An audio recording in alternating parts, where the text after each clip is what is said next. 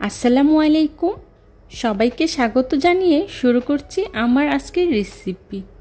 আমি আজকে আপনাদের সাথে শেয়ার করব খুবই সহজ এবং কমন একটা রেসিপি, আর সেটা হলো আলু দিয়ে ব্রয়লার মুরগি রান্নার রেসিপি। আশা করছি আমার আজকের এই রেসিপিটি আপনাদের কাছে খুবই ভালো লাগবে। যদি ভালো লাগে তাহলে পুরো ভিডিও জুড়ে আমার পাশে থাকবেন প্লিজ। আর রেসিপি ভালো লাগলে ফ্রেন্ডস অ্যান্ড ফ্যামিলির সাথে শেয়ার করবেন। আলু দিয়ে ব্রয়লার মুরগি রান্না করার জন্যে প্রথমে আমি নিয়েছি 1.5 কেজি ব্রয়লার মুরগি। মুরগিটাকে আমি খুব ভালো করে কেটে ধুয়ে পরিষ্কার করে নিয়েছি, আর রেগুলার সাইজ করেই কেটে নিয়েছি। আমি আমার মতো করে কেটে নিয়েছি, আপনারা চাইলে আপনাদের মতো করে যে কোনো সাইজেই কেটে নিতে পারেন। আর এখানে নিয়েছি 1/2 কেজি আলু।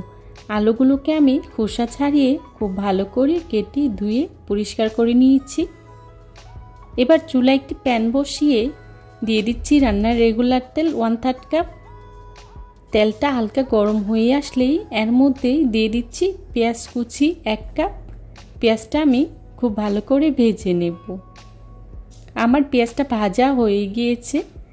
এখন এর মধ্যে দিয়ে দিচ্ছি পেঁয়াজ রসুন বাটা 3 টেবিল চামচ, দিয়ে দিচ্ছি আদা বাটা 2 চা চামচ, আর দিয়ে দিচ্ছি তেজপাতা, এলাচ, দারচিনি, লবঙ্গ, গোলমরিচ।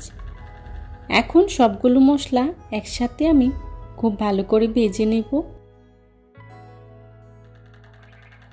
আদা রসুনটাকে আমি খুব ভালো করে ভেজে নিয়েছি, যাতে করে এর কাঁচা গন্ধটা চলে যায়। এবার দিয়ে দিচ্ছি পানি 1/2 কাপ। পানিটা দিয়ে আমি গুঁড়া মশলা ইউজ করব। এখন এর মধ্যে দিয়ে দিচ্ছি লাল মরিচের গুঁড়া 2 চা চামচ। মরিচের গুঁড়াটা আপনারা যে যতটুকু জাল খাবেন সেই পরিমাণেই ইউজ করবেন। দিয়ে দিচ্ছি হলুদের গুঁড়া 1 চা চামচ, জিরা গুঁড়া 2 চা চামচ, আর দিয়ে দিচ্ছি লবণ 1 টেবিল চামচ। এখন সবগুলো মশলা আমি খুব ভালো করে মিশিয়ে নেব। মেশানো হয়ে গেলে ঢাকনা দিয়ে ঢেকে মশলাগুলোকে আমি কিছুক্ষণ সময় নিয়ে কষিয়ে নেব। যে কোনো মশলা খুব ভালো করে কষিয়ে নিলে তরকারিটা খেতে খুবই ভালো লাগে। মশলাটাকে আমি বেশ কিছুক্ষণ সময় নিয়ে খুব ভালো করে কষিয়ে নিয়েছি। দেখুন তেলটা উপরে ভেসে উঠেছে।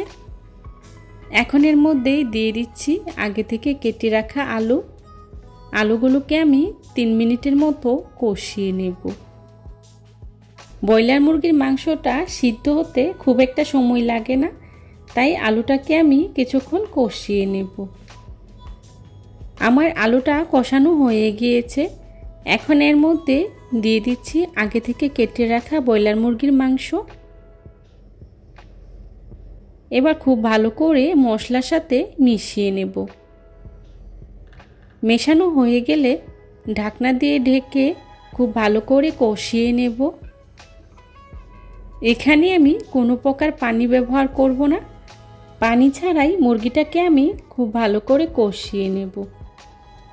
দেখুন মুরগির মাংস থেকে কি পরিমাণে পানি উঠেছে। এই পানি দিয়ে আমি মুরগির মাংসটাকে খুব ভালো করে কষিয়ে নেব। এক্সট্রা কোনো পানি ব্যবহার করব না। মাঝখানে একটু নেড়ে চেড়ে দিচ্ছি, যাতে করে নিচে লেগে না যায়। এভাবে আমি নেড়ে চেড়ে মুরগির মাংসগুলোকে খুব ভালো করে কষিয়ে নিয়েছি, যাতে করে নিচে লেগে না যায়। আমার মুরগির মাংসটা খুব ভালো করে কষানো হয়ে গিয়েছে। দেখুন তেলটা উপরে ভেসে উঠেছে। এখন এর মধ্যে দিয়ে দিব পরিমাণ মতো পানি। পানিটা আপনারা যে যতটুকু ঝোল রাখবেন সেই পরিমাণেই ব্যবহার করবেন। আমি এখানে যতটুকু পরিমাণে ঝোল রাখবো সেই পরিমাণেই দিয়ে দিচ্ছি। আর আমি এখানে ঝোলের জন্যে গরম পানিটা ব্যবহার করেছি। আপনারাও চেষ্টা করবেন গরম পানিটা ব্যবহার করার জন্যে, কারণ গরম পানি ব্যবহার করলে তরকারিটা খেতে খুবই ভালো লাগে। এবার চুলার আঁচটা মিডিয়ামে রেখে আরও 10 মিনিটের মতো রান্না করে নেব। ঝোলটা যখন অনেকটাই কমে আসবে তখনই চুলা থেকে নামিয়ে নেব।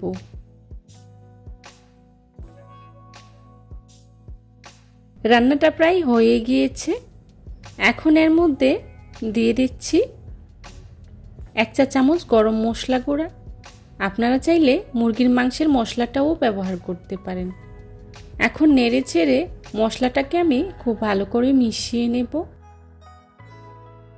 তারপর 5 মিনিটের মতো রান্না করে চুলা থেকে নামিয়ে নেব। দিয়ে দিচ্ছি কাঁচামরিচ কয়েকটি। কাঁচামরিচটা দিলে খুব সুন্দর একটা ফ্লেভার আসে। হয়ে গেল আমার মজাদার চিকেন রান্না। এবার চুলা থেকে নামিয়ে পরিবেশন করব। চেষ্টা করেছি খুবই সহজভাবে আজকের এই রেসিপিটি আপনাদের সাথে শেয়ার করার জন্য। আশা করছি আমার আজকের এই রেসিপিটি আপনাদের কাছে খুবই ভালো লাগবে। যদি ভালো লাগে তাহলে অবশ্যই লাইক, কমেন্ট, শেয়ার এবং সাবস্ক্রাইব করে পাশে থাকা বেল আইকনটি অন করে দিবেন, যাতে করে আমি ভিডিও ছাড়ার সাথে সাথেই আপনাদের কাছে নোটিফিকেশন পৌঁছে যায়। আপনাদের একটি লাইক এবং একটি কমেন্টস আমাকে নতুন নতুন কন্টেন্ট তৈরি করতে অনেক উৎসাহ যোগায়।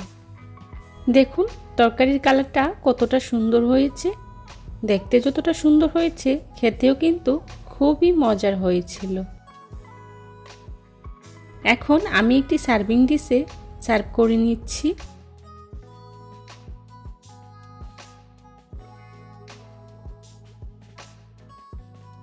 রেসিপি ভালো লাগলে অবশ্যই বাসায় একবার হলেও ট্রাই করে দেখবেন, আর কেমন হয়েছে আমাকে কমেন্টস করে জানাবেন।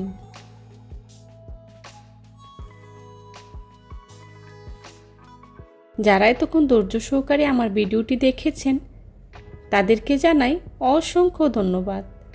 এই ধরনের সব ঘরোয়া এবং মজার মজার রেসিপি পেতে আমার চ্যানেলটি ভিজিট করে আসবেন প্লিজ। আমার পরবর্তী রেসিপি দেখার আমন্ত্রণ জানিয়ে আজকের মতো এখানেই বিদায় নিচ্ছি। সবাই ভালো থাকবেন, সুস্থ থাকবেন। আল্লাহ হাফিজ। আসসালামু আলাইকুম।